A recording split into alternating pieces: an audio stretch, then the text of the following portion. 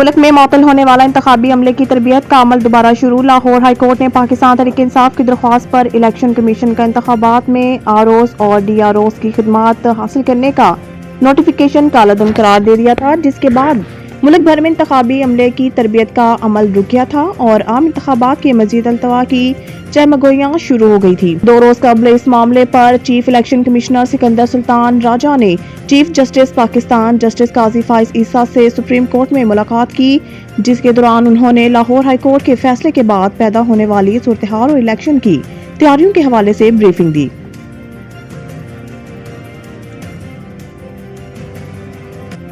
آصف زرداری کی governor house کے پی میں پارٹی رہنماؤں سے ملاقات، اندرونی کہانی سامنے آ گئی۔ صدر علی آصف زرداری نے گورنر ہاؤس میں گورنر کے پی غلام علی سے ملاقات کی، جس میں پیپلز پارٹی کا وفد اور جے یو آئی پے کے رہنما بھی موجود تھے۔ ملاقات میں صوبے کے سیاسی معاملات پر تبادلہ خیال کیا گیا۔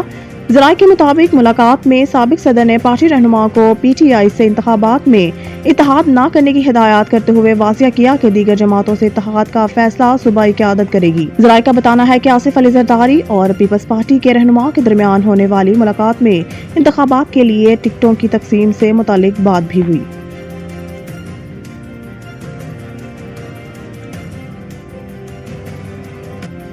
کوئی آپ کو لائے اور آپ اس کی نہ سنیں تو نتیجہ پی ٹی آئی کی صورت میں سامنے ہے۔ پرویز خٹک کا کہنا تھا کہ آپ سارا وقت کسی سے اپنی خدمت نہیں کروا سکتے، کچھ سننا بھی پڑتا ہے، فیصلے یک طرفہ نہیں ہوتے، لیکن خان صاحب اپنی مرضی کرتے تھے اور کسی کی رائے نہیں لیتے تھے۔ پرویز خٹک کا کہنا تھا کہ جنرل ریٹائرڈ بانی پی ٹی آئی کے اچھے تعلقات تھے، وہ جنرل فیض کو سپورٹ کرتے اور ان کی مدد بھی کرتے تھے۔ پرویز خٹک نے کہا کہ عمران خان اسٹیبلشمنٹ کے ساتھ بھی ایسا ہی کرتے تھے، لیکن کوئی آپ کو لے کر آئے اور آپ اس کی نہ سنیں تو نتیجہ آپ کے سامنے ہے۔